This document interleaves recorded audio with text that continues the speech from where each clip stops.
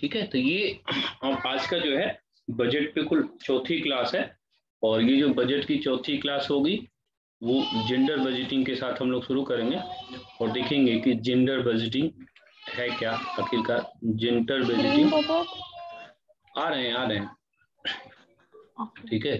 तो ये gender budgeting जो है, ये प्रक्रिया क्या है कि जेंडर बजट कहते किसको है। तो हेडिंग डाल लीजिए जेंडर बजट। जेंडर बजट और जेंडर बजट का कॉन्सेप्ट।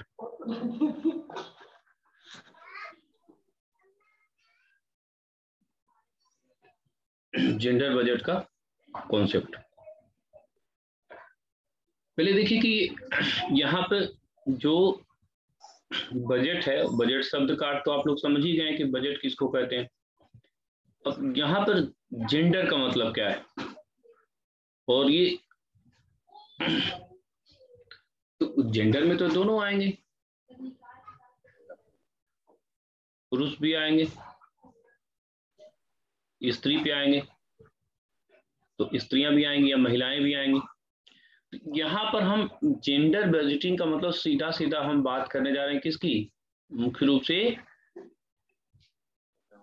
जेंडर बजटिंग का मीनिंग क्या हुआ कि एक ऐसा बजट ना जिसमें जो सेंटर है वो फीमेल कैरेक्टर को लेकर के रखा जाएगा, यानी महिलाओं के विकास के केंद्र को आधार बना करके जो बजट पेश किया जाता है उसको जेंडर बजटिंग कहा जाता है। यानी यहाँ पर जेंडर, एक विशेष जेंडर को फोकस करना है, महिलाओं का विकास, और महिलाओं का विकास के साथ साथ एक तरह से बच्चों का भी विकास। और वैसे भी जिस समाज में महिलाओं और बच्चों का विकास बेहतर होगा वो समाज बेहतर होगा, ऐसा मान करके चला जाता है।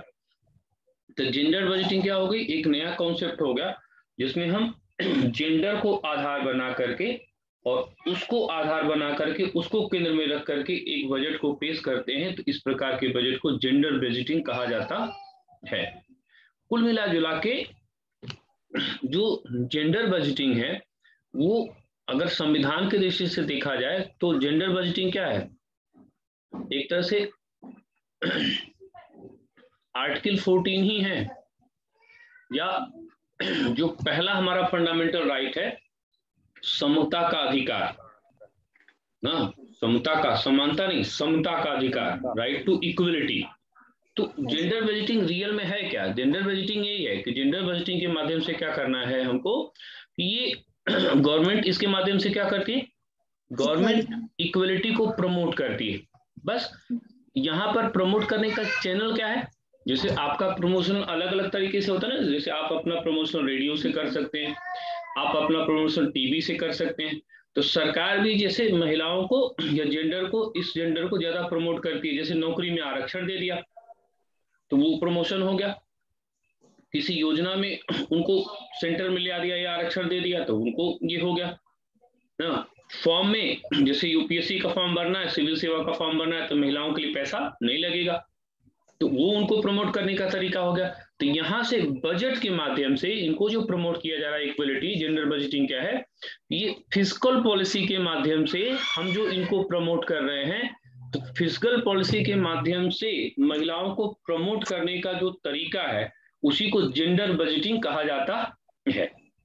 तो कुल मिला जुला कि जेंडर बजटिंग क्या हो गई, महिलाओं के इंपावरमेंट का साधन, यानी महिला सशक्तिकरण का एक माध्यम। उस महिला सशक्तिकरण के माध्यम से हमारा कुछ विशेष प्रकार का उद्देश्य होगा, और उन उद्देश्यों की प्राप्ति के लिए हम जिस बजट को पेश करते हैं वो जेंडर बजटिंग कहते हैं। तो पहले जेंडर बजटिंग का अर्थ, मीनिंग ना लिखिए, जेंडर बजटिंग, जेंडर बजटिंग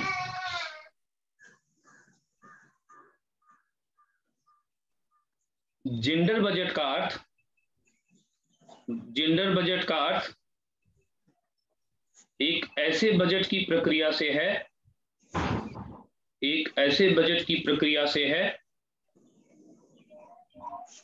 जिसमें राजकोषीय नीति के माध्यम से, राजकोषीय नीति के माध्यम से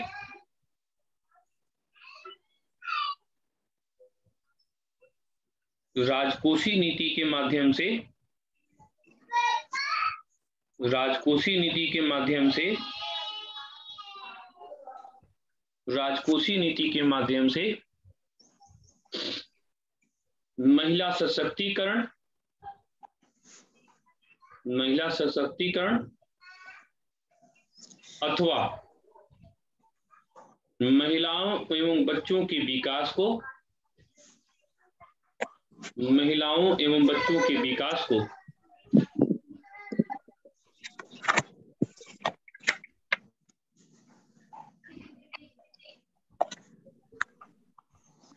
प्रमोट किया जाता है या प्रोत्साहित किया जाता है।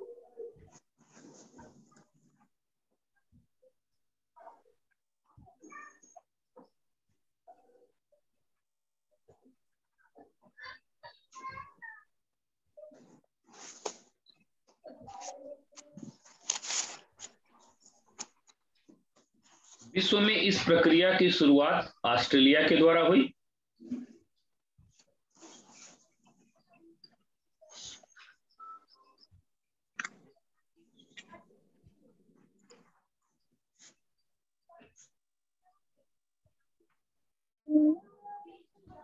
ऑस्ट्रेलिया के द्वारा हुई और 2005-6 की बजट के माध्यम से, 2005-6 के बजट के माध्यम से, 2005-6 के बजट के माध्यम से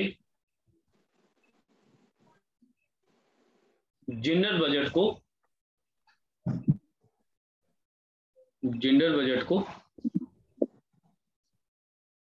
भारत के परिप्रेक्ष्य में भी लागू किया गया।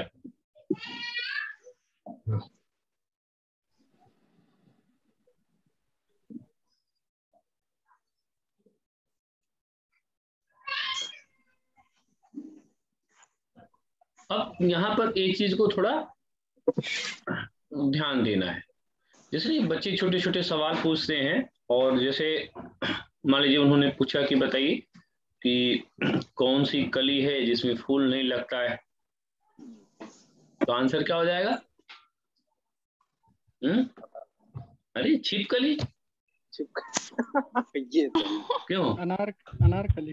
अनारकली, अनारकली में लग सकता है, अनारकली में भी लग सकता है। ठीक है, चलिए ठीक है। जैसे कौन सा रस है जिसको नहीं पी सकते, तो बनारस। बनारस। हाँ, मतलब मैं बता कर रहा हूँ कि जैसे आप ऐसे प्रश्न को पूछते हैं जिसका लॉजिक होता है, हाँ लॉजिक होता है, और उसके आधार पे क्या होता है, बुद्धि का विकास होता है। तो अब देखिए, जैसे मैंने अभी आपको क्या बताया कि मैंने आपको बताया कि जेंडर बजटिंग, मैं बता रहा हूं आपको कि जेंडर बजट होता है। तो रियल में क्या होता है कि जेंडर बजट होता ही नहीं है। जेंडर बजट नहीं होता, इसका मतलब क्या हुआ? होता ये है कि ये जो बजट होता है, जो हमारा सामान्य बजट होता है, यहां समझाने का मूल उद्देश्य है कि जेंडर बजटिंग कोई बजट की प्रक्रिया नहीं है, बल्कि ये क्या है, जो सामान्य बजट है, सामान्य बजट का ही एक भाग है। बस सामान्य बजट में क्या होता है कि हम इसको अलग से प्रदर्शित करते हैं कि हमने महिलाओं और बच्चों के विकास के लिए कितना क्या क्या किया। यानी कोई ऐसा बजट नहीं है जो अकेले पेश किया जाता है कि हाँ ये महिलाओं के लिए अलग से बजट पेश किया जाएगा। 3 फरवरी को महिलाओं का बजट पेश किया गया ना, 10 फरवरी को महिलाओं का बजट पेश किया गया। वो रियल में वो जो जनरल बजट है, उस जनरल बजट का ही पार्ट होता है, और इस जनरल बजट के पार्ट के रूप में इस बजट को पेश किया जाता है। तो यानी ये कोई अलग से बजट नहीं पेश किया जाता, बल्कि सामान्य बजट का ही भाग है। झारखंड इसमें एक नया काम कर रहा है ना। झारखंड पहली बार वो जो जनरल बजट है, उस जनरल बजट के अंतर्गत वो 2 काम करेगा ना। पहली बार झारखंड में एग्रीकल्चर और जेंडर बजटिंग नहीं, इसका मतलब कि झारखंड पहला स्टेट जो एक ऐसा बजट पेश करेगा जिसको हम कहेंगे कृषि और जेंडर बजट। तो इसका मतलब ये नहीं कि वो अलग से कुछ बजट है, बल्कि क्या है कि उस सामान्य बजट के अंतर्गत ही इसको विशेष रूप से एक चार्ट के माध्यम से समझाया जाता है कि हाँ, हमने फला काम के लिए इतना बजट का मैनेजमेंट किया और हमारा वर्क क्या है। उससे क्या होगा कि जब हम किसी चीज को अलग से प्रदर्शित करते हैं, तो जब हम किसी भी चीज को अलग से प्रदर्शित करते हैं तो उसका हमारा फोकस क्या होता है, उसका हमारा फोकस बढ़ जाता है, यानी उसका महत्व हमारा बढ़ जाता है। तो इसका मतलब क्या है कि जो जेंडर बजट है वो सामान्य बजट का ही भाग होता है ना। सामान्य बजट के अंतर्गत ही उसको पेश किया जाता है। अलग से मांग के प्रदर्शन का उद्देश्य ये होता है कि उसका थोड़ा फोकस बढ़ाया जाए। तो इसी को एक लाइन लिखिए कि प्रायः प्रायः जेंडर बजट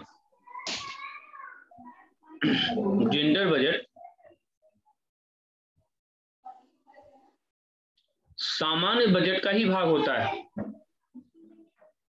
सामान्य बजट का ही भाग होता है। सामान्य बजट का ही भाग होता है, परंतु उस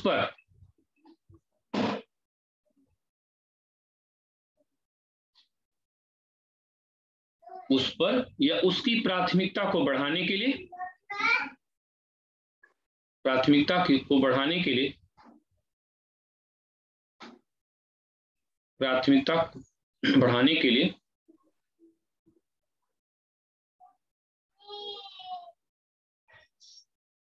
प्राथमिकता को बढ़ाने के लिए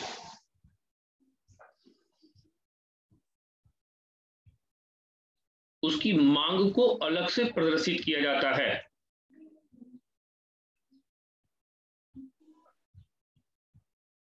उसकी मांग को अलग से प्रदर्शित किया जाता है।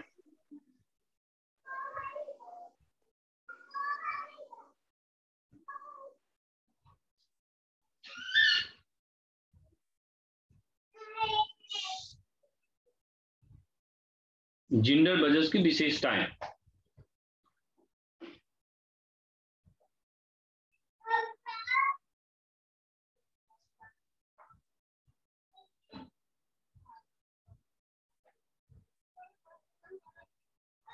पहला,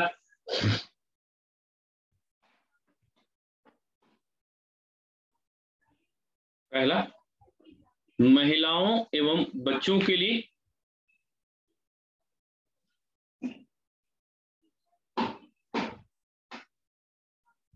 विशेष योजनाओं की शुरुआत।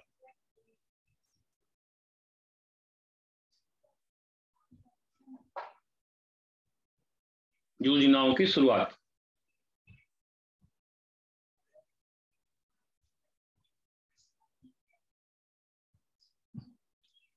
अगला, संसाधनों के बंटवारे में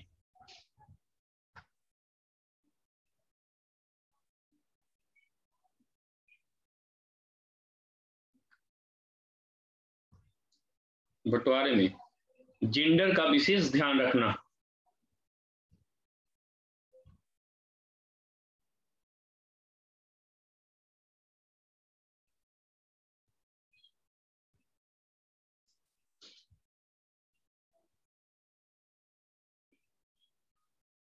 तीसरा,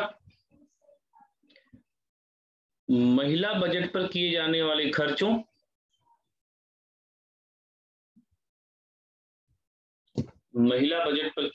खर्चों की निगरानी करना।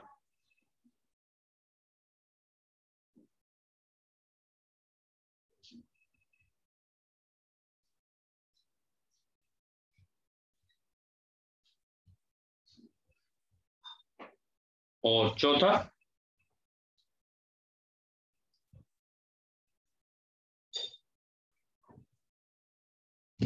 महिलाओं के लिए चलाई जा रही योजनाओं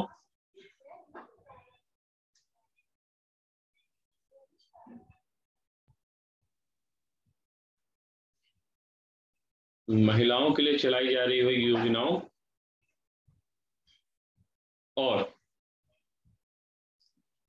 उनके प्रभावों का अध्ययन करना, उनके प्रभावों का अध्ययन करना, उनके प्रभावों का अध्ययन करना, उनके प्रभावों का अध्ययन करना।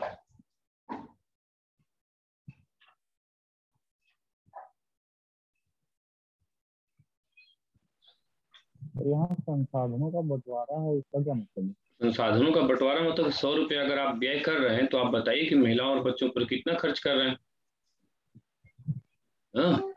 संसाधन का मतलब यही कि जब आप खर्चे अपना दिखा रहे हैं कि हम सरकार हमारी स्कीम यहाँ पे ले आ रही है, तो जैसे आप 10 स्कीम लेके आ रहे हैं तो बताइए ना कि बच्चों और महिलाओं के लिए कितनी स्कीम लेकर के आ रहे हैं। अगर बैंक की कोई सुविधा लेकर के आ रहे हैं तो महिलाओं के लिए कितनी लेकर के आ रहे हैं। यानी जो रिसोर्सेज है, नौकरी है तो नौकरी में बताइए कि महिलाओं को कहाँ कहाँ आप लेकर के आ रहे हैं, कहाँ कहाँ आरक्षण दे रहे हैं, तो आपको बताना पड़ेगा ना। जैसे देखिए सेंट्रल फोर्स में अब जो पिछली बार जीडीसी का आया था सिपाही का विज्ञापन, तो उसमें 5% महिलाओं को रिजर्वेशन इन लोगों ने दिया था पहली बार। तो ये भी तो नौकरी भी तो एक संसाधन है, तो आपको बताना पड़ेगा कि आप उनके लिए क्या कर रहे हैं। उत्तर प्रदेश में जैसे महिलाओं के लिए लोक सेवा आयोग से 20% सीटों पर आरक्षण है। हाँ, तो 20%, जैसे 100 सीट अगर पीसीएस में आएगी तो 20 सीटें महिलाओं के लिए रिजर्व रहेंगी। दूसरा एक लाभ ये भी है कि महिलाएं पुरुष वाली कैटेगरी में जा सकती हैं। हाँ, महिलाएं पुरुष की कैटेगरी में जा सकती हैं, तो वो वहां पर भी जाके सिलेक्शन ले लेती हैं। तो औसतन क्या होता है कि 10% के आसपास महिलाएं उस कैटेगरी में भी सेलेक्ट होती हैं, 20% ये होती हैं। इसीलिए अगर आप उत्तर प्रदेश पुलिस का अगर पीसीएस का रिजल्ट देखेंगे तो हर तीसरा नाम आपको एक लड़की का नाम मिलेगा। तो वहां पर कहने का मतलब कि जो रिसोर्सेज हैं उन रिसोर्सेज पर आप क्या काम कर रहे हैं, कैसे वो रिसोर्सेज पर उनका भी अधिकार हो ना। तो ये हमारा कुछ बेसिक एम लेकर के चलेंगे तो कुल मिला जुला के क्या है, साधारण स्तर पर महिलाओं को मजबूत करने का एक तरीका। हाँ, और महिलाएं जो है वो फोकस में आए, और फोकस में आए जरूरी भी है। महिलाएं और बच्चे अगर ये समाज में बेहतर होंगे तो सब कुछ बेहतर होगा, ऐसा माना जाता है ना। अब ऐसा होगा कि नहीं होगा वो अपना अलग समस्या है, क्योंकि उसका हर चीज का एक सकारात्मक पहलू होता है, एक नकारात्मक पहलू होता है।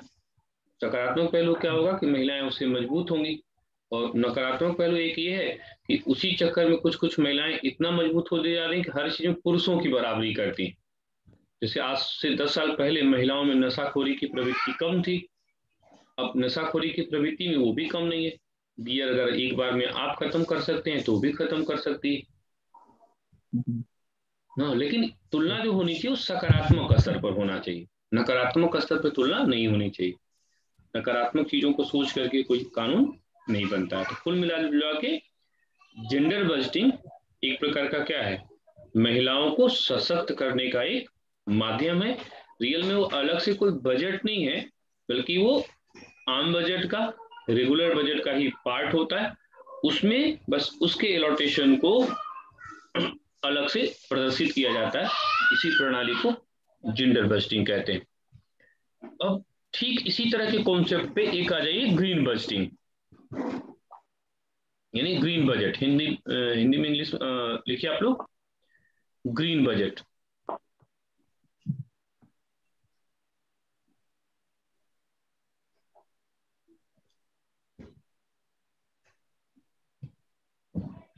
अब देखिए महिला बजट के बाद ग्रीन बजट पढ़ना आपको बहुत आसान है ना।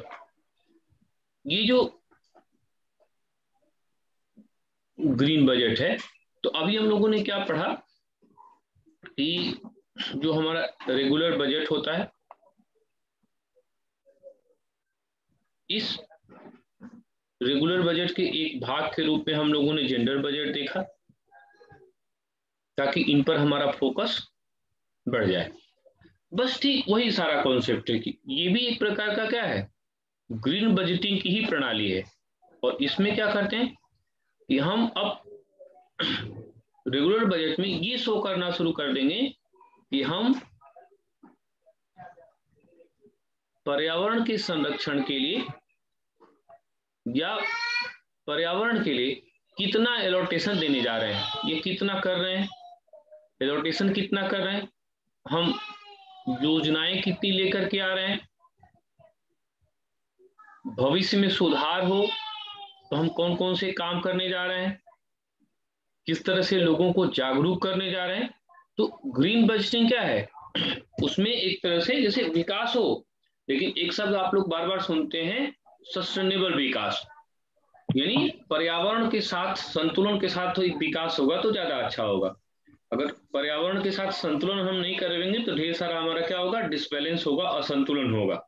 तो ग्रीन बजटिंग क्या है, एक प्रकार का, जैसे महिला बजटिंग है उसी तरह से ग्रीन बजटिंग एक प्रकार का क्या है, बजट की एक ऐसी प्रणाली जिसके अंतर्गत हम पर्यावरण से जुड़े उद्देश्यों को लेकर के, योजनाओं को लेकर के, भविष्य की योजनाओं को लेकर के एक अलग से एलोटेशन को क्रिएट करते हैं। तो इस प्रकार के बजट को ग्रीन बजटिंग कहा गया है। जैसे भारत में बिहार ने पहली बार ग्रीन बजटिंग पेश किया, तो उसमें क्या करेंगे, वो बताएंगे कि हाँ हमारा कौन कौन सी योजना है। कल मैंने थोड़ा सा इस पर चर्चा भी किया था। फैक्ट अगर फ्री में आएगा कि ग्रीन बजट पेश करने वाला पहला भारत का राज्य कौन, तो वो बिहार। लेकिन रियली जो बजट हुआ, तो जैसे होता है जब कोई चीज नई आती है तो हमको लगता है कि नया में कुछ चीज होगी, कुछ ऐसी चीज होगी जो नया होगा। तो उस बजट में ग्रीन बजटिंग के लिए अलग से कुछ भी प्रयास नहीं देखा गया। जो पहली की योजनाएं थी उन्हीं को उन्होंने, सुशील कुमार मोदी ने, उन्होंने उसी को पढ़ करके एक बार सुना दिया कि हम पर्यावरण के लिए क्या क्या कर रहे हैं। तो पर्यावरण के लिए वो पहले भी आप वही कर रहे थे, बस वहां पर जो फोकस किया गया कि हाँ हम ग्रीन बजट को लेकर के आ रहे हैं। लेकिन अगर इनोवेशन की बात करें या नया कुछ थॉट या चिंतन की बात करें, तो उस दृष्टि से देखेंगे तो वो जो बिहार का ग्रीन बजट है परीक्षा की दृष्टि से महत्वपूर्ण है। लेकिन ओवरऑल अगर डेवलपमेंट देखा जाए तो ग्रीन बजट के लिए उन्होंने क्या किया, तो वहां पर आपको निराशा मिलेगी। हाँ, फैक्चुअली या फैक्चुअल में अगर वो पूछेगा कि सबसे पहला ग्रीन बजट किसने पेश किया, तो बिहार ने। कुल मिला जुला के ग्रीन बजटिंग भी महिला बजटिंग की तरह होने वाली एक बजटिंग की प्रणाली है, जिसमें पर्यावरण और उससे संबंधित विभिन्न के लिए सरकार क्या करती है, अलग से एलोटेशन करती है, कुछ गोल निर्धारित करती है कि भाई हम गोल में क्या क्या करेंगे। फिर उसी तरह से जैसे महिला विकास में हम लोग गोल निर्धारित करते थे, यहाँ भी करेंगे, कैसे हमारा निगेटिव इम्पैक्ट कम पड़े, उसके लिए क्या क्या हम करें, किस तरह से काम करें। तो ये पूरा जो सिस्टम होगा उसी को ग्रीन बजटिंग कहेंगे। लिखिए ग्रीन बजट, लिखिए ग्रीन बजट। ग्रीन बजट अपेक्षाकृत एक नई अवधारणा है, एक प्रकार की नई अवधारणा है,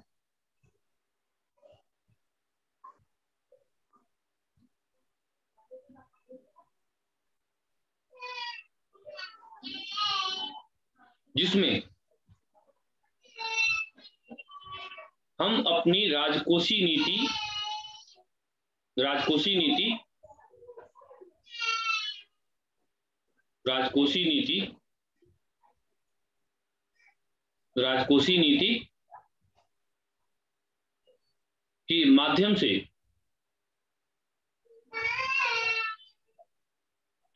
से पर्यावरण के उद्देश्यों को प्राप्त कर पाते हैं।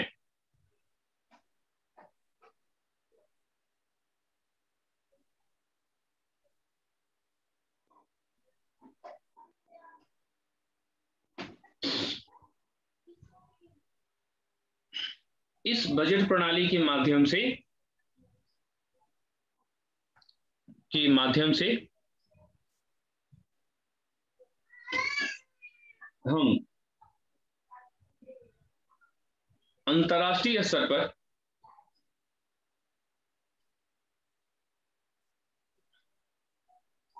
एक संवाद भी कायम कर पाते हैं और अंततः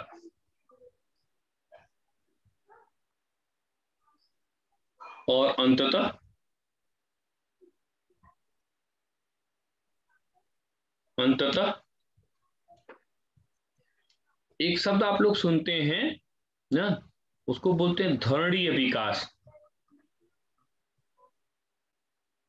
या इसी को बोलते हैं क्या है, सस्टेनेबल ग्रोथ। उसी के माध्यम से हम धरणीय विकास या सस्टेनेबल ग्रोथ के उद्देश्यों को प्राप्त कर पाते हैं।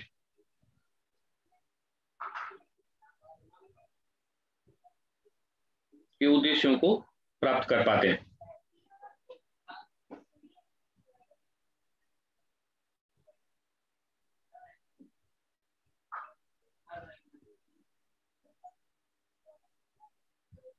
उद्देश्यों को प्राप्त कर पाते हैं।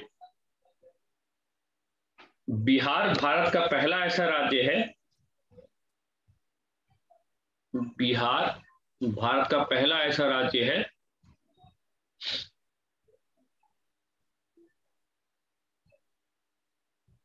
भारत का पहला ऐसा राज्य है जिसने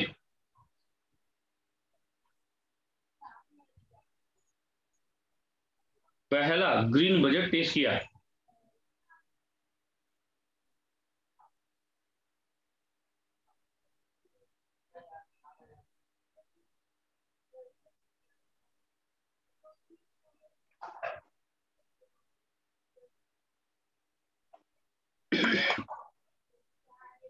पेश किया।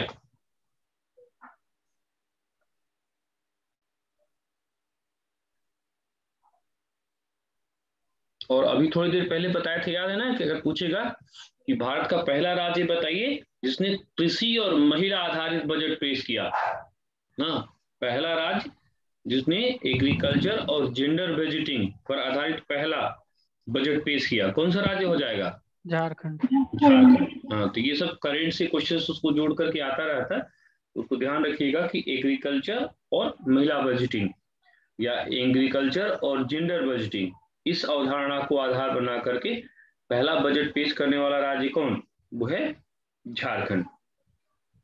कल इस पर चर्चा हो चुकी थी कि इलेक्ट्रॉनिक बजट क्या होता है या पेपरलेस बजट क्या होता है। तो सबसे पहले पेपरलेस बजट किसने पेश किया था? उत्तर प्रदेश ने। फिर हम लोग इस पर भी चर्चा कर चुके थे कि वेलबीइंग बजट क्या होता है, जिसमें हम आर्थिक विकास को दूसरे नंबर पे रखते हैं, लोगों को कल्याण को हम प्रथम स्तर पे रखते हैं, उसको वेलबीइंग बजट कहा गया। फिर नेक्स्ट जो है, अब जो अगला आज का टॉपिक महत्वपूर्ण होगा आपका, अब आप इस पे आ जाइए, FRBM एक्ट। FRBM एक्ट ये आपका महत्वपूर्ण टॉपिक है। FRBM act,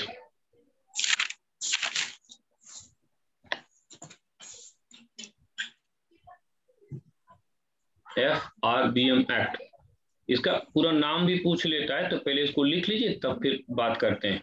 FRBM act, fiscal responsibility and budget management act 2003,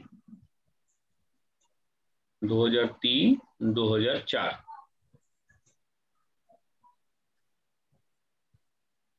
2003, 2004। Phone discharge हो गया। हिंदी में लिखना चाहे तो लिख लीजिए, बजट प्रबंधन और वित्तीय प्रबंधन, तो ऐसे लिखिए, वित्तीय उत्तरदायित्व एवं बजट प्रबंधन अधिनियम, वित्तीय उत्तरदायित्व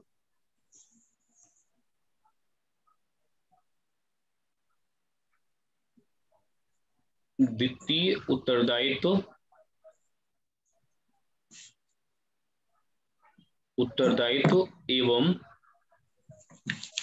बजट प्रबंधन अधिनियम, बजट प्रबंधन अधिनियम।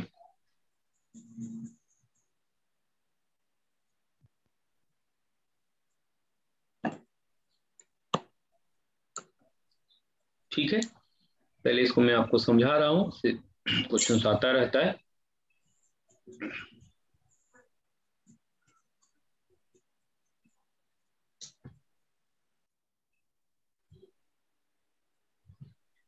देखिए ये पहले है कि FRBM क्या है।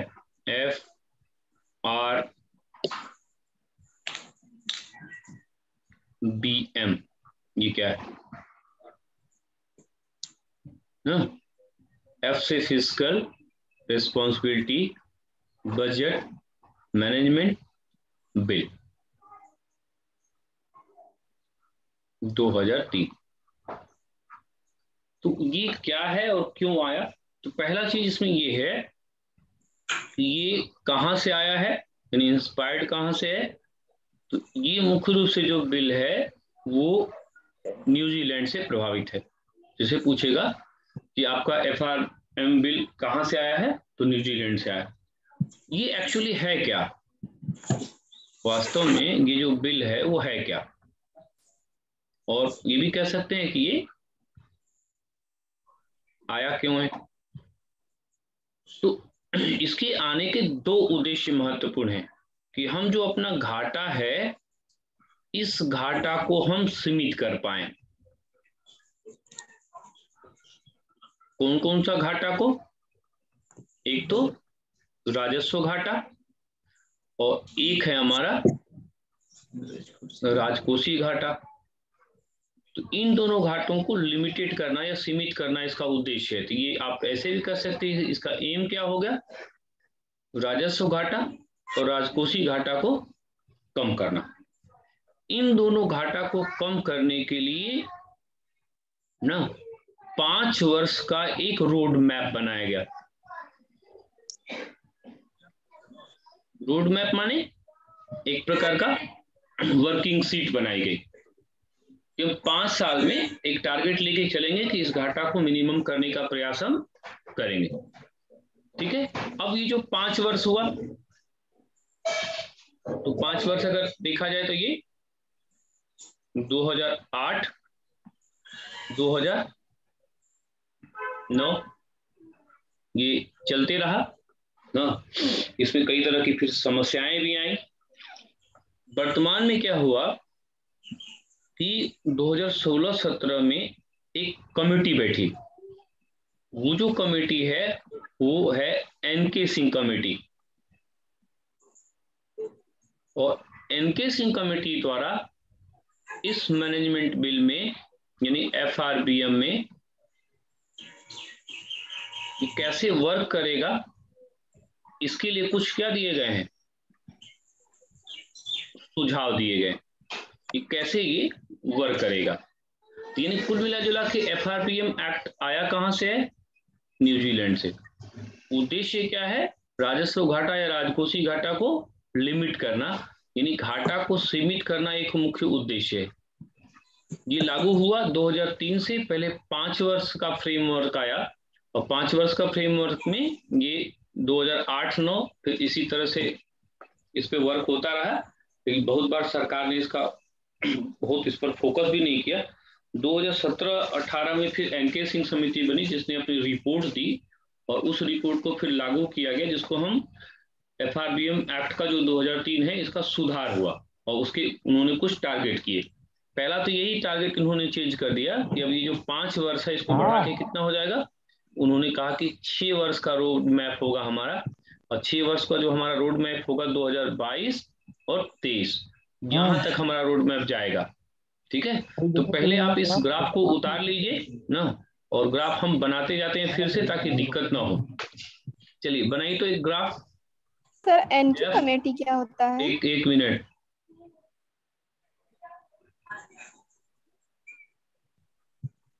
क्या ये बनाइए FRBM एक्ट 2003, मेरे साथ साथ बनाइए। ठीक, चलिए इसका पहला कॉलम या पहला बिंदु लिखिए एम।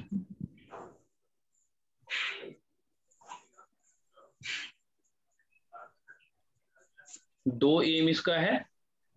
पहला रेवेन्यू डेफिसिट को कम करना, यानी राजकोषीय घाटा को कम करना।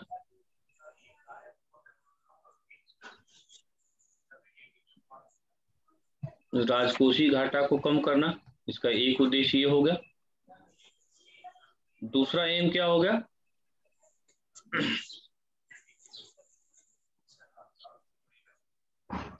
ये फिजिकल डेफिसिट,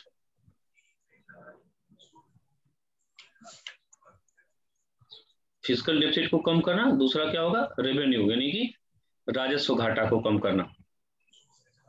दोनों प्रकार की घाटा को कम करना इसका उद्देश्य है। ठीक है, तो दोनों को जैसे जहां कर दीजिए, हम ऊपर बोलते गए थे राजकोषी, तो फिजिकल हो गया, एक रेवेन्यू हो गया। तो एम पूछेगा तो क्या बोलेंगे, एम बोलेगा तो आप बोलेंगे कि दोनों घाटा को कम करना। ठीक है, चलिए इसका दूसरा पॉइंट बनाइए, प्रेरणा। तो इस एक्ट की प्रेरणा कहां से ली गई? हाँ, बहुत महत्वपूर्ण है, तो इसको अलग अलग करके हम लिखा दे रहे हैं। आप प्रेरणा, तो प्रेरणा कहां से इसकी? न्यूजीलैंड से। ठीक है, प्रेरणा बोलेगा तो न्यूजीलैंड से। ठीक है, फिर लागू होने का वर्ष, लागू होने का वर्ष,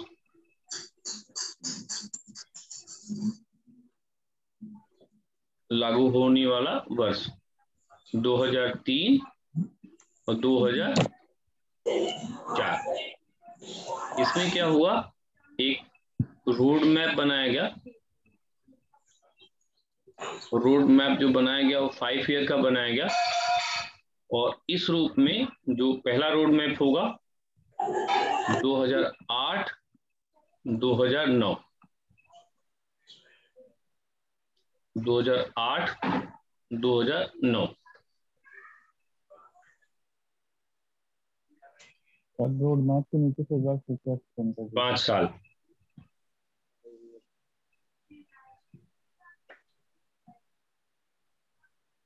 पांच वर्ष।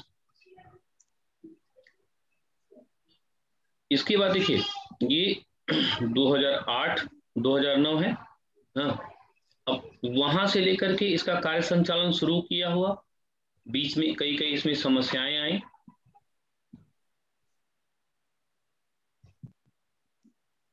और इन समस्याओं के समाधान के लिए इस पर एक समिति बनाई गई। और ये जो समिति है, समिति का नाम क्या है? एनके सिंह समिति। एनके सिंह समिति।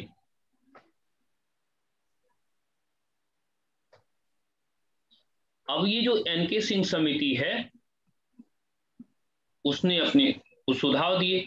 तो पहला तो परिवर्तन यही हो गया कि जो रोड मैप पहले 5 वर्ष के हुए करते थे, वो 5 वर्ष की जगह पे अब रोड मैप कितने साल का बनेगा? 6 साल के लिए। यानी रोड मैप का ईयर चेंज हो गया, 5 वर्ष से लेकर के 6 वर्ष हो गया। फिर वो एनके सिंह समिति कुछ और सिफारिशें करेंगे, उस पर हम लोग थोड़ी देर में बात करेंगे। अन्य सिफारिशें, अन्य सिफारिशें। तो दूसरी विशेषता आपकी ये हो गई, तीसरी विशेषता ये हो गई, और चौथी विशेषता क्या है? एनके सिंह समिति और एफआरबीएम एक्ट। तो चौथी विशेषता ये हो गई, एनके सिंह समिति।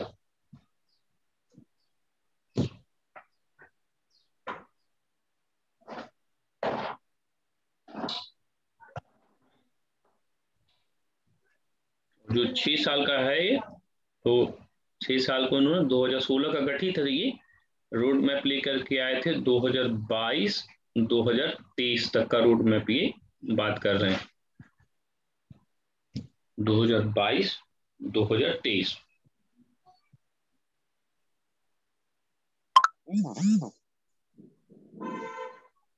दो हजार 2023।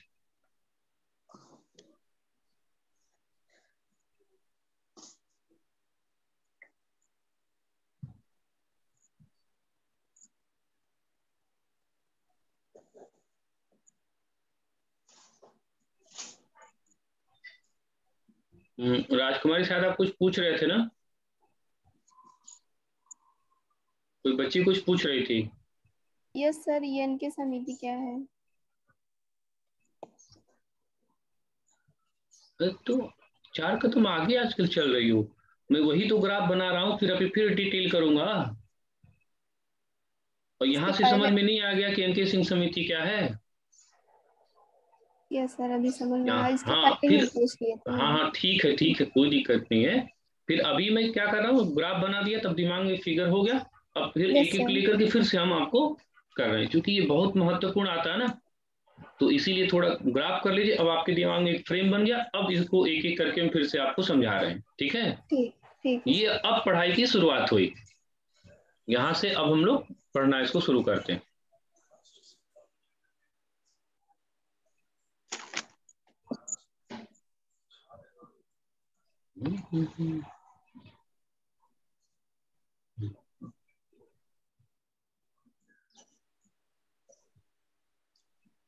चलिए अब एक एक करके हम आपको समझाने का प्रयास कर रहे हैं।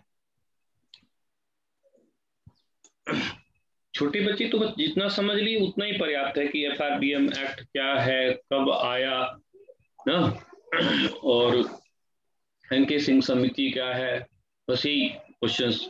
सिफारिशों पे कुछ चीजें 2-3 लिखाएंगे, उसको रट लीजिएगा, बाकी काम खत्म है। बाकी बड़े लोग थोड़ा सा ज्यादा उसको समझिए। पहले सिंपल सा बात यहाँ पर कि ये जो एफआरबीएम एक्ट है वो लागू कब से हुआ, यानी किसके समय इसको लाया गया, इंट्रोड्यूस किया गया। तो जब एफआरबीएम एक्ट आया है तो उस समय फाइनेंस मिनिस्टर कौन है? यशवंत सिन्हा है। और ये एक्ट जो है 2000 में है, फिर अप्रूव किया गया, और ये 2003, और ये इफेक्टिव हुआ 2004 में। तो इसीलिए देखिए कैसे लिखा जाता है इसको, 2003 2004 ना। तो यहां से पहला एक चीज हमारा क्लियर हो गया कि जो एफआरबीएम एक्ट है वो एक्टिवेट हुआ कब से, 2003 2004 से। ठीक, यहां तक क्लियर। अब हम लोग देखते हैं कि ये जो हमारा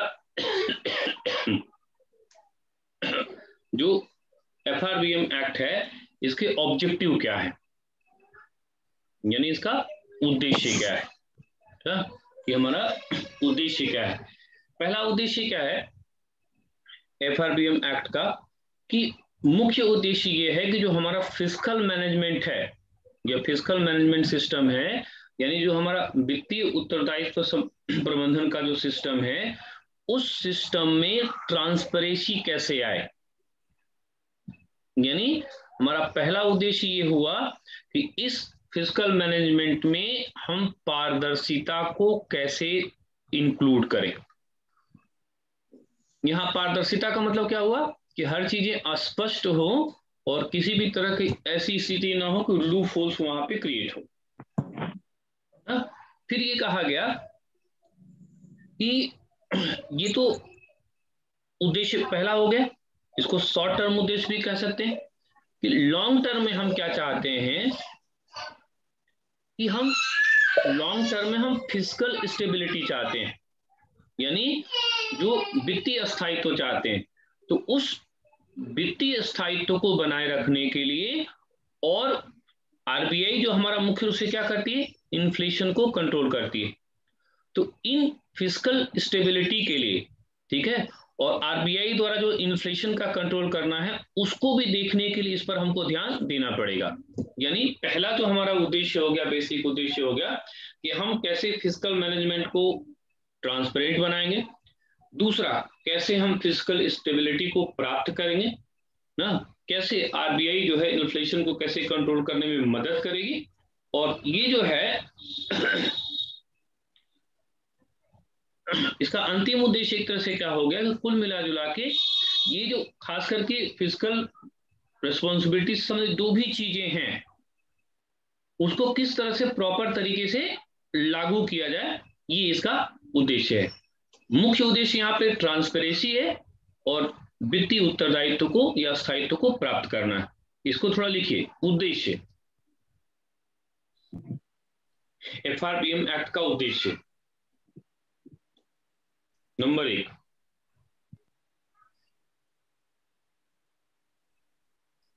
राजकोषीय प्रबंधन में पारदर्शिता लाना।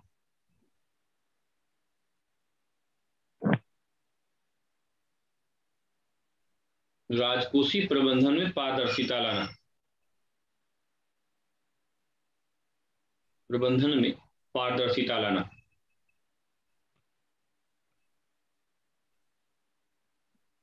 दूसरा,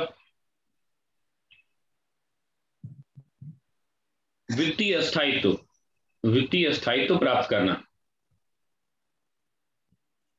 वित्तीय स्थायित्व प्राप्त करना, वित्तीय स्थायित्व को प्राप्त करना, यानी फिस्कल स्टेबिलिटी को प्राप्त करना।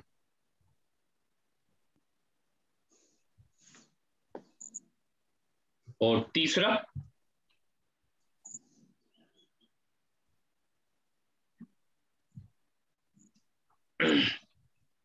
आरबीआई को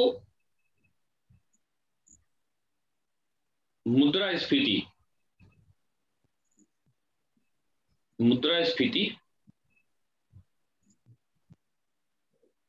के संबंध में अधिक अधिकार प्रदान करना, अधिक अधिकार प्रदान करना।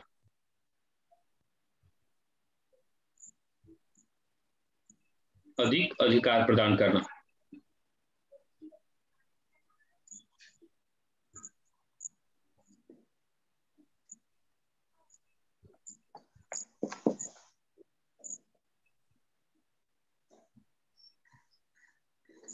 अधिक अधिकार प्रदान करना ना, उसी को हम लोगों ने सिंपल में क्या लिखा था कि किस तरह से हम घाटा को कम करें।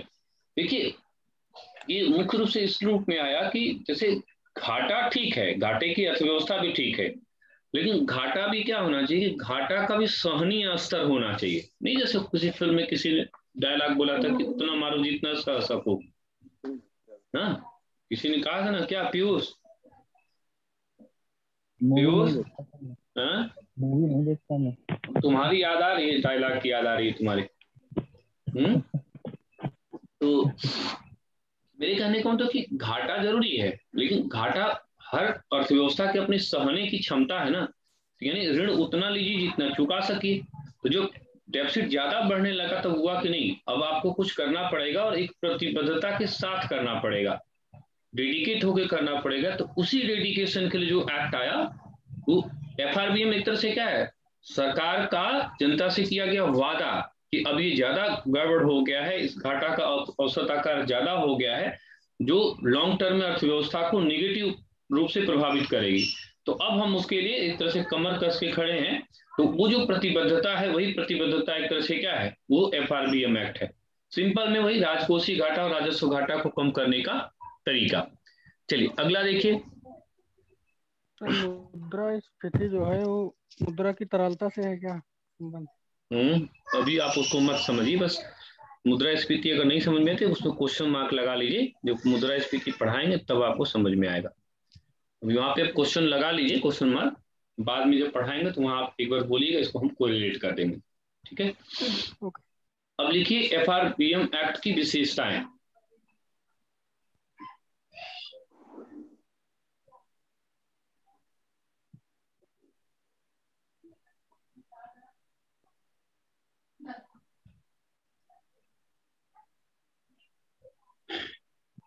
देखिए एफआरबीएम एक्ट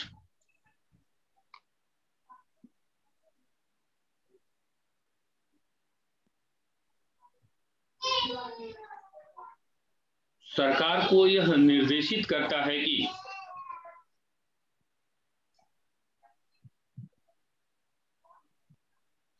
सरकार को यह निर्देशित करता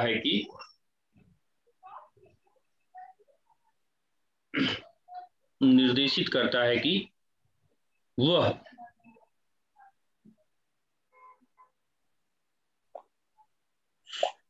आम बजट पेश करते समय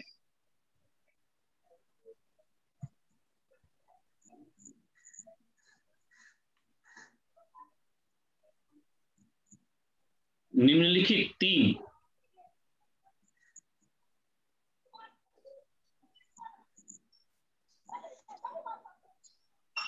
दस्तावेज को निम्नलिखित 3 दस्तावेज को या डॉक्यूमेंट्स को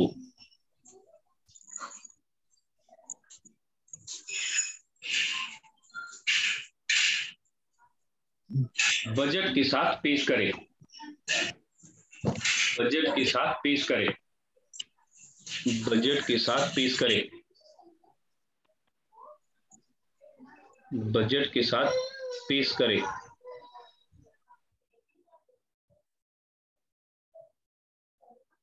बजट के साथ पेश करे। पहला, पहला, इसको आप इंग्लिश में ही उतार लीजिए, ज्यादा अच्छा रहेगा, हम हिंदी रूपांतरण भी कर दे रहे हैं। पहले लिखिए मीडियम टर्म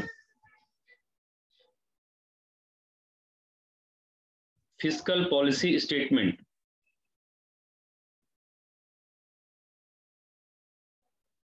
हिंदी में क्या होगा? मध्यावधि, मध्यावधि वित्तीय नीति, वित्तीय नीति प्रारूप, वित्तीय नीति प्रारूप।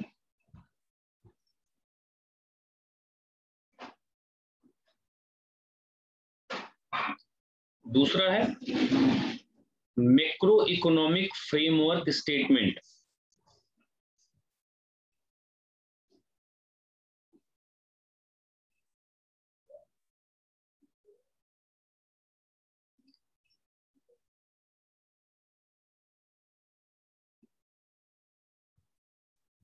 और तीसरा है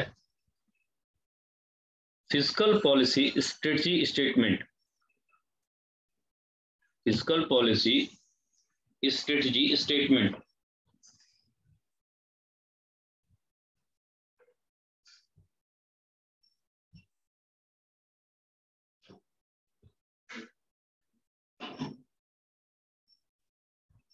अब देखिए यहां पर कि हमको पहला और तीसरा में कोई दिक्कत नहीं होने जा रहा है।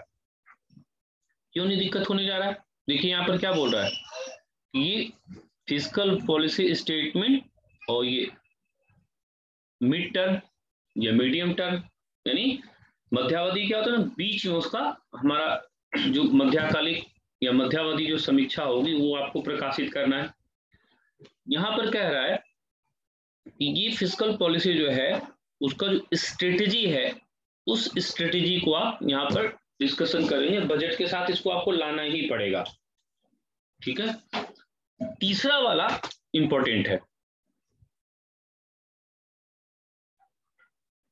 ना, ये बोल रहा है कि मैक्रो इकोनॉमिकल या इकोनॉमिक फ्रेमवर्क स्टेटमेंट। तो यानी तीसरा वाला जो है महत्वपूर्ण है, तो तीसरा वाला को अलग से हेडिंग बना लीजिए और लिखिए उसको अलग से, तीसरे वाले को थोड़ा समझते हैं और हेडिंग डालिए, हिंदी में लिख लीजिए आप लोग, बृहद आर्थिक रूपरेखा विवरण, बृहद आर्थिक रूपरेखा विवरण, बृहद आर्थिक रूपरेखा विवरण।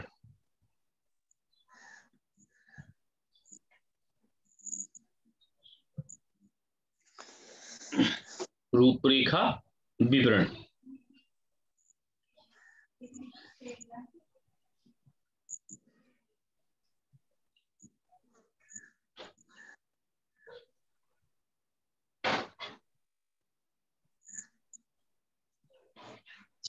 ठीक है, तो अब देखिए थोड़ा सा समझते हैं हम लोग कि क्या बोल रहा है। बृहद मैक्रो इकोनॉमिक फ्रेमवर्क स्टेटमेंट, ये क्या है? तो अभी हम लोगों ने देखा था क्या कि ये क्या है, FRBM जो एक्ट है उसमें ये इनेक्ट किया गया कि भाई आप जब आप बजट पेश करोगे तो आप इस दस्तावेज को भी बजट के साथ करोगे। यानी कहने का मतलब कि अब यहाँ पर निर्धारित कर दिया गया कि आप प्रतिवर्ष जब आप बजट पेश करेंगे तो आप वित्त मंत्री एक स्टेटमेंट देगा, यानी ये मैक्रो इकोनॉमिक फ्रेमवर्क स्टेटमेंट भी प्रेजेंट करेगा। कहां पर? उस संसद के अंतर्गत ये करेगा। किस समय पर? जब वो यूनियन बजट कर रहा है तब। इसके लिए बाकायदा उसमें एक्सप्लेनेशन किया गया कि आप इसको करोगे, this is the under section 3(5) of the FRPM act 2003।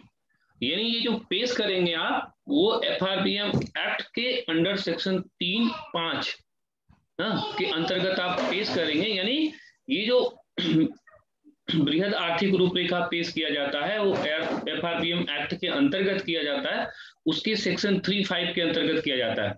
इसमें होता क्या है, इसमें ये आपको बताना पड़ता है कि ये जो स्टेटमेंट्स है ना, वो क्या करेगा, इकोनॉमी का ओवरव्यू ये आपको बताना पड़ेगा। फिर ये असेसमेंट रिगार्डिंग GDP ये आपको बताना पड़ेगा। ये फिस्कल बैलेंस आपका क्या है ये आपको बताना पड़ेगा।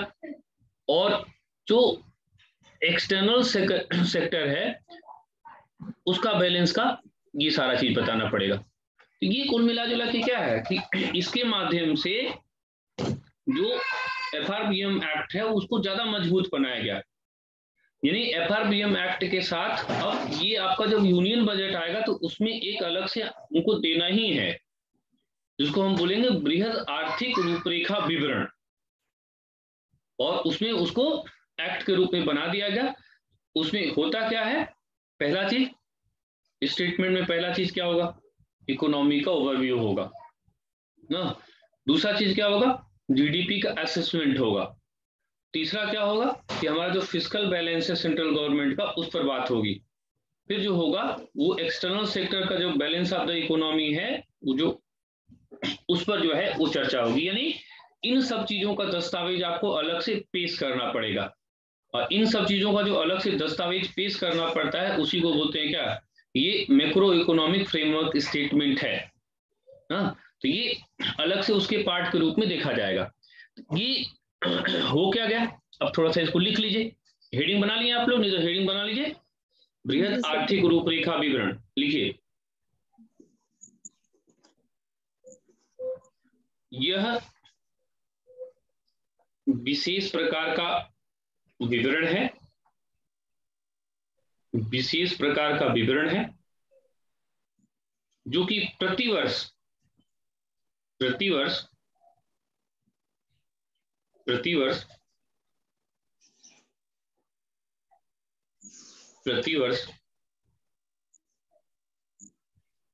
वित्त मंत्री के द्वारा केंद्रीय बजट को पेश करते समय केंद्रीय बजट को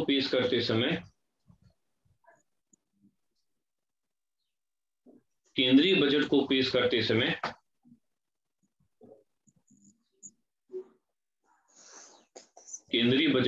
करते समय प्रस्तुत करना पड़ता है।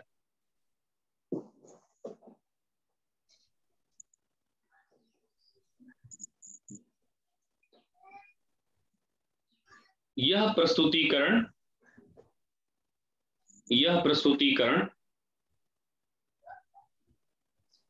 FRPM एक्ट 2003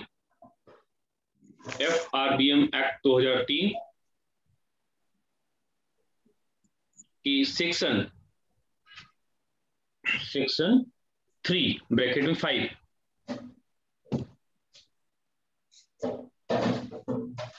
के द्वारा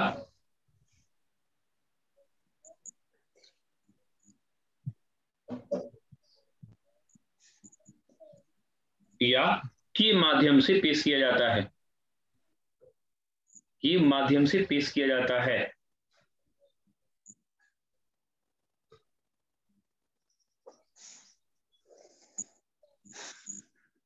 इस विवरण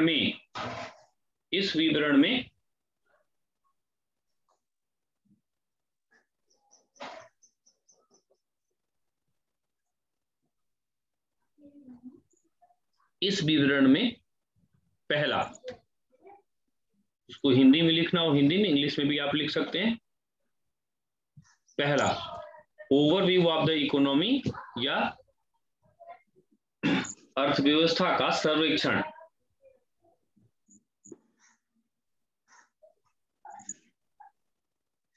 या अर्थव्यवस्था की व्याख्या।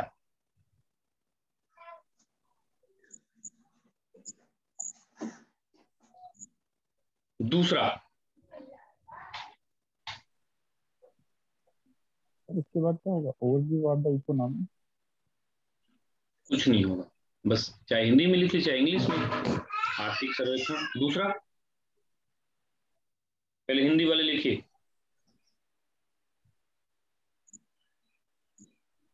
आर्थिक वृद्धि दर का आकलन।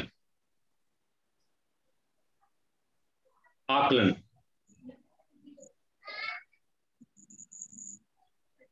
आकलन मतलब असेसमेंट। तो assessment regarding the GDP growth rate, assessment regarding the GDP growth rate.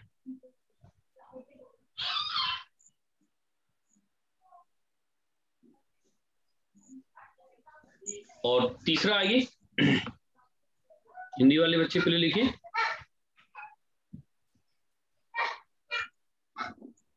केंद्रीय सरकार के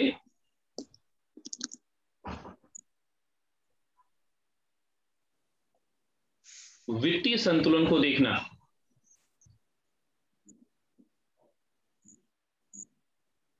केंद्रीय सरकार के वित्तीय संतुलन को देखना।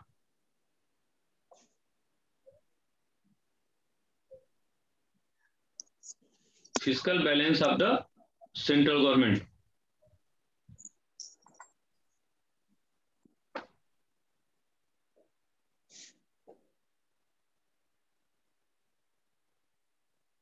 ठीक है, अब देखिए कितना बढ़िया सा एक क्वेश्चन, ये आईएएस में आपके 2020 वाले प्रीलिम्स में ये पेपर में था ना। लेकिन ये कि चीजें जब ऐसा नहीं कि कठिन है, कठिन नहीं है, बल्कि सूक्ष्मता से जब किसी चीज को पढ़ेंगे, पढ़ाई अगर आपके लिए पार्ट टाइम है तो फिर वो परीक्षा नहीं है। पढ़ाई अगर आपका 1-2 साल फुल टाइम है तो परीक्षा है। देखिए क्वेश्चंस क्या उन्होंने पूछा ना, क्वेश्चंस उन्होंने कहा वित्त मंत्री संसद में बजट प्रस्तुत करते हुए उनके साथ अन्य प्रलेख भी प्रस्तुत करते हैं। वो अन्य प्रलेख क्यों कह रहा है? क्योंकि 2 प्रलेख हमारा और भी है, 3 प्रलेख कुल था ना। तो अन्य प्रलेख भी प्रस्तुत करते हैं जिनमें बृहद आर्थिक रूपरेखा विवरण यानी मैक्रो इकोनॉमी फ्रेमवर्क स्टेटमेंट भी सम्मिलित रहता है। यह निम्न आदेश के कारण प्रस्तुत किया जाता है। वो यही बोल रहा है कि मैक्रो इकोनॉमिक्स फ्रेमवर्क स्टेटमेंट ये जो होता है वो पेश किया जाता है, निम्न आदेश के कारण प्रस्तुत किया जाता है। फिर बोला ये संसदीय परंपरा है, ये हमारा अनुच्छेद 112 110 के कारण है, 113 के कारण है, और यहाँ पर FRBM एक्ट 2003, और यहाँ तो हम चाहे तो हम लिख सकते हैं अंडर 3 सेक्शन 3+5। तो अब आप यहां से समझ में आ गया कि आंसर क्या होगा? ये होगा। इसी के अनुसार तो अभी हम लोग पढ़ रहे थे कि ये फ्रेमवर्क जो होगा वो प्रस्तुत किया जाएगा। अब देखिए यहाँ पर वो अन्य प्रलेख क्यों कह रहा है? अन्य प्रलेख को यही कह रहा है कि वो इस चीज को समझ रहा है। यहाँ पर हमने आपको क्या बताया कि प्रलेख कितने हो गए यहाँ पे? 3। उससे इसकी बात कर रहा है। इसकी बात इसलिए भी नहीं कर रहा कि इससे आप खुद अपने आप समझ जाते। Fiscal policy statement medium term ये हो गया, फिर ये फिस्कल पॉलिसी स्ट्रेटजी स्टेटमेंट ये हो गया, ये मैक्रो इकोनॉमिक फ्रेमवर्क स्टेटमेंट, तो इसी को पूछ रहा है। इसीलिए वो कह रहा है कि अन्य प्रलेख भी होते हैं, यानी इसकी भी बात कर रहा है। और पूछ रहा है किसको? इसको ना, पूछ रहा है इसको, और लेकिन बता रहा है पूरा कि भाई अन्य प्रलेख भी होते हैं। और आंसर इस हिसाब से आंसर इसका क्या हो गया? ये डी हो गया।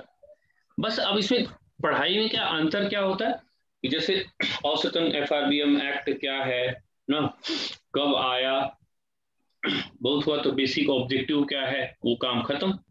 तो जब उसको थोड़ा आप आनंदित होकर के पढ़ेंगे, कहने का मतलब ये कि उसको जब डीपली आप इन्वॉल्व होंगे उसमें, तब चीजों को आप अच्छे से कर पाएंगे। कठिन नहीं है लेकिन लेंदी है, क्योंकि FRBM को जब तक आप लेंदी तरीके से नहीं पढ़ेंगे तो स्टेटमेंट्स आप पढ़ेंगे नहीं ना, उसको ये पढ़ेंगे नहीं कि बजट के अतिरिक्त ये भी दस्तावेज होता है और एक बार तो धोखा भी हो जा रहा है, जैसे लग रहा है क्या कि बात कर रहा है क्या इकोनॉमिकल सर्वे की,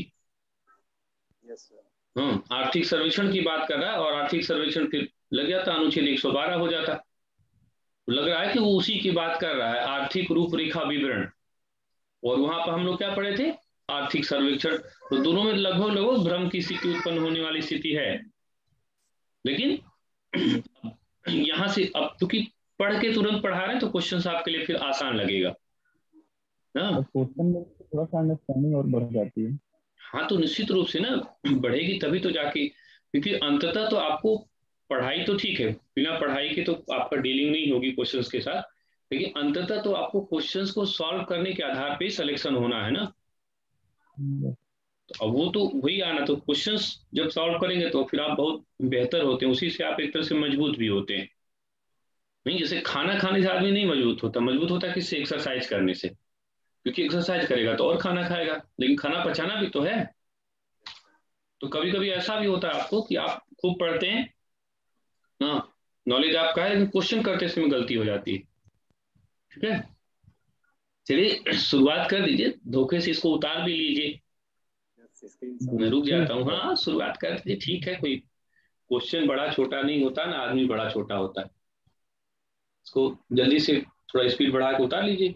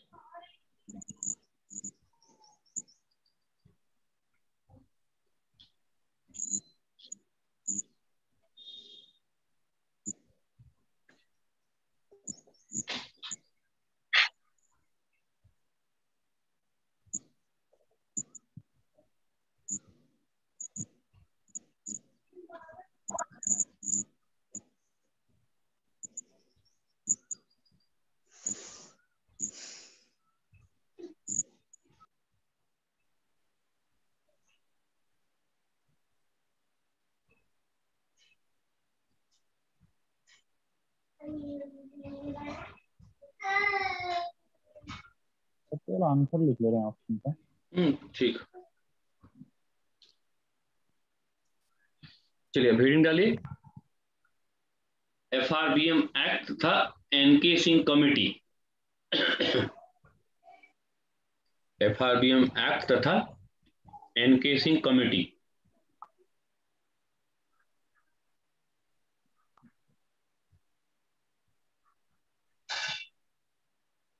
लिखिए,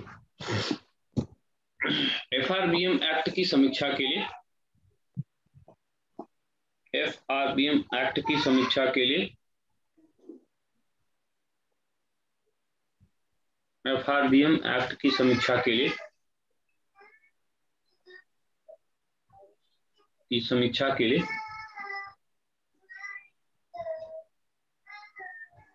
की समीक्षा के लिए,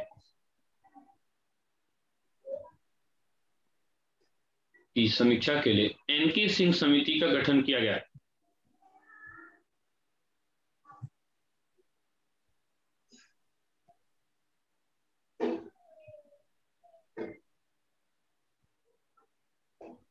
समिति का गठन किया गया,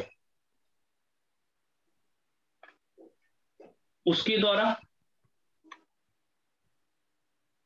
6 वर्षों, 6 वर्षों या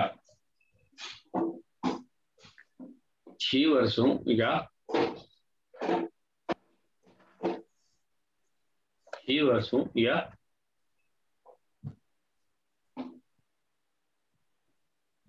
6 वर्षों या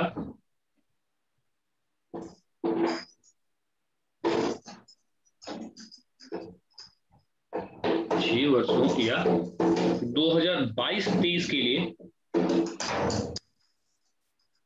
22-23 के लिए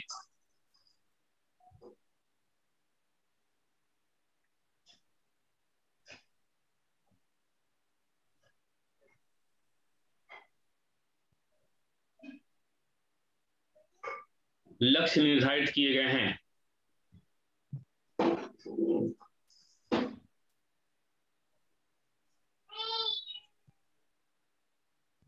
इसकी प्रमुख विशेषताएं निम्नलिखित हैं।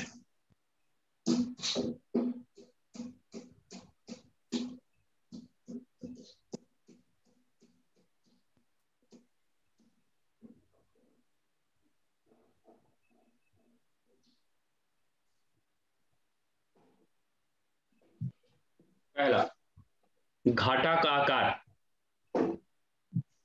घाटा का आकार राजकोषीय घाटा को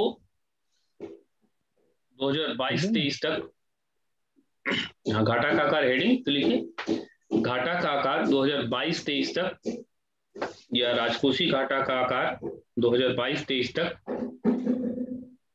जीडीपी के 2.5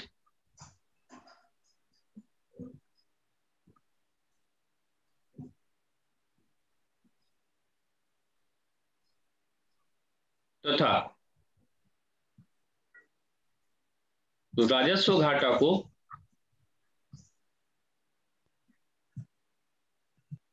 0.8% के स्तर पर लाना है,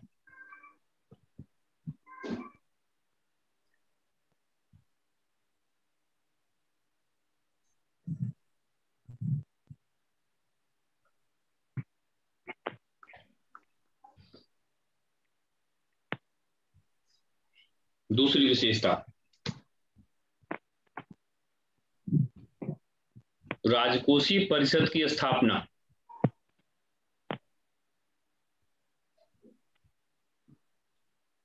राजकोषीय परिषद की स्थापना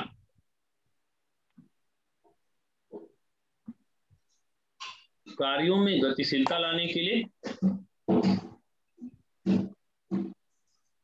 कार्यों में गतिशीलता लाने के लिए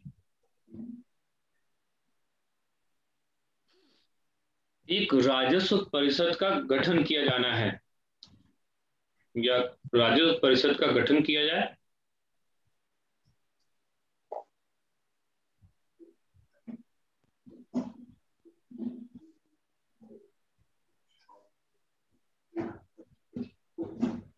जिसमें कुल 3 सदस्य होने चाहिए।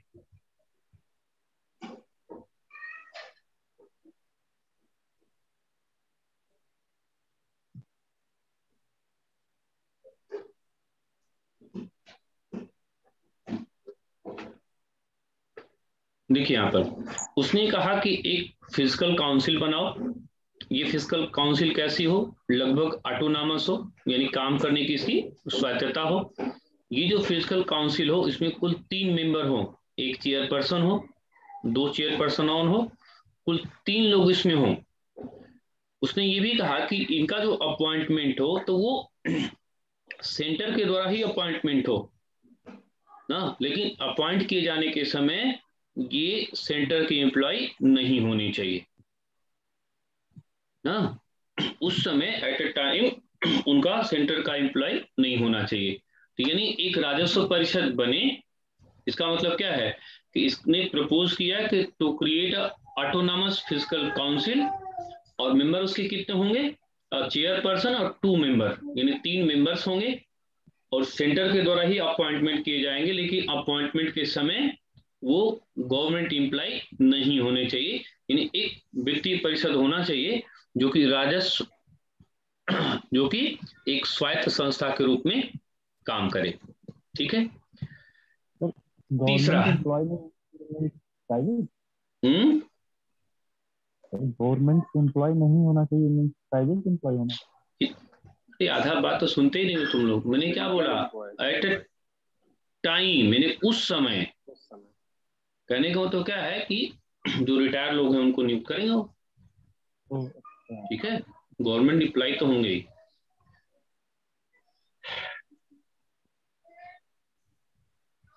रिटायर्ड लोग ही देखेंगे। हाँ, चलिए अगली विशेषता लिखिए, उधार की क्षमता या उधारी।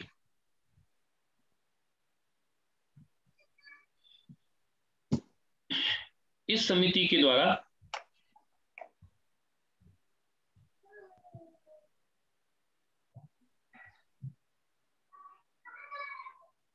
सरकार द्वारा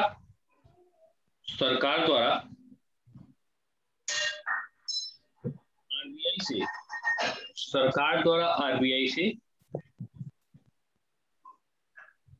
उधार लेने की क्षमता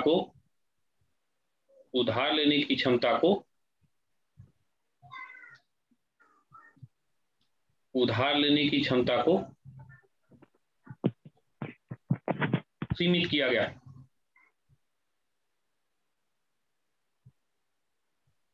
अर्थात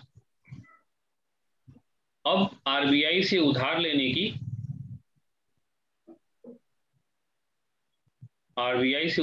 की शर्तें निर्धारित की गई।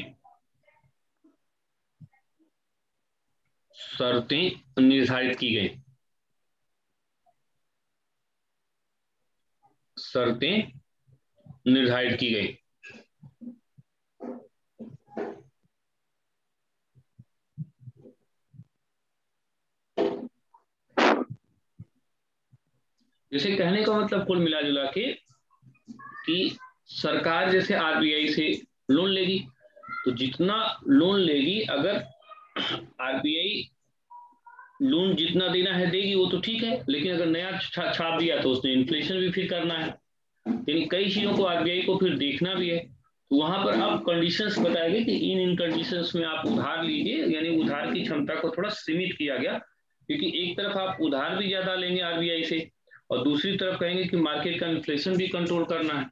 तो एक तरफ उधारी देगी तो उसकी तरलता तो बढ़ी और दूसरी तरफ उसी को बोलेंगे कि इन्फ्लेशन को कंट्रोल कर दो। दोनों चीजें कैसे संभव है, दोनों चीजें फिर दिक्कत होगी। तो उसको थोड़ा सा स्पष्ट करने का प्रयास किया गया है।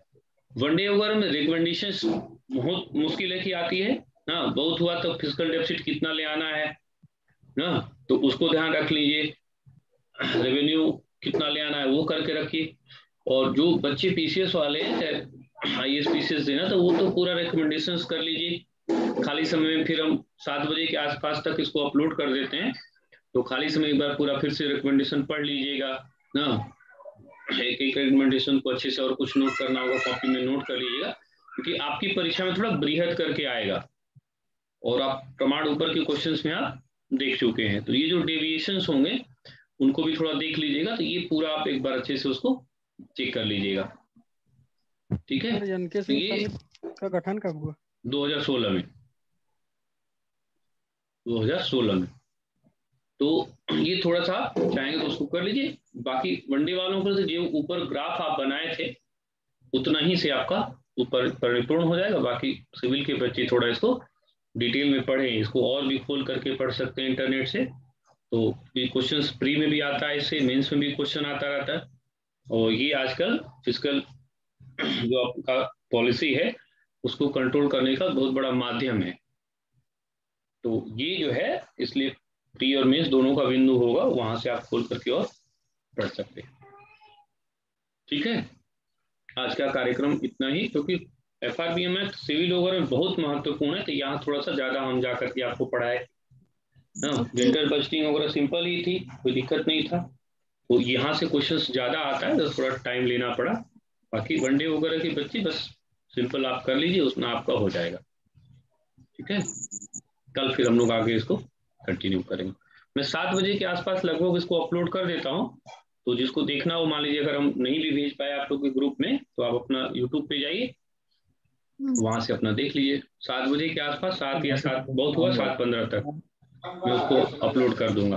कभी कभी 2-4-10 मिनट लेट होता है, तो 7:15 तक या 7 बजे आप एक बार चेक कर लीजिए, 7 तक हम आपको अपलोड कर देंगे। उसको अपना कुछ करना हो तो अपना पढ़ लिया कीजिए, नोट कर लिया कीजिए, ठीक है।